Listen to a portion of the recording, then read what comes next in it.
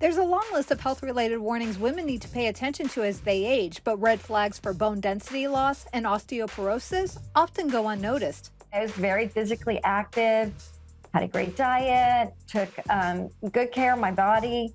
And so it was shocking when the results came back. And my T-score was a negative 4.0. My doctor said, well, that's a number that we see more typically in 90-year-old women. Osteoporosis is a progressive disease, so despite Laura trying to reverse it on her own, it only got worse. So she worked with her doctor on a treatment plan. The good news is I just had a follow-up scan 3 weeks ago, and I'm really proud to say I've built back 20% of my bone density.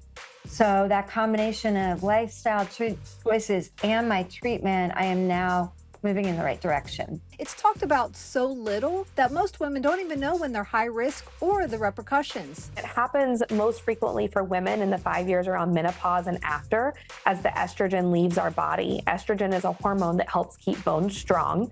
And as those bones get weaker, it can lead to an increased risk of fracture, which is the biggest risk. It's actually responsible for more hospitalizations annually than breast cancer, heart disease, and stroke, but it doesn't get the attention that all those other diseases do. Osteoporosis can be prevented or its severity reduced. We only build bone until the age of 35, and then we start to lose bone density. So prevention actually starts at a very young age. Having a healthy diet, maintaining an active lifestyle, resistance training, calcium, vitamin D, all of those are super important when you're building in your bone density.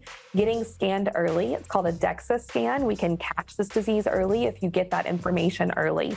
But once you have the diagnosis of postmenopausal osteoporosis, those lifestyle changes typically aren't sufficient to move the needle on the disease. So then the most important thing you can do is talk to a doctor and see if maybe there's a specialist they could send you to for a potential treatment that can improve your bone density and help prevent your risk of fracture. Be proactive, advocate for your own health. I think that women have done a really good job with breast cancer screening, right? I think we all know when to talk to our doctors, what age we should be getting our first mammogram. We need to think about osteoporosis in the same way, and we need to think about bone density scans as essential to our well-being. Get more info at buildingyourbones.com.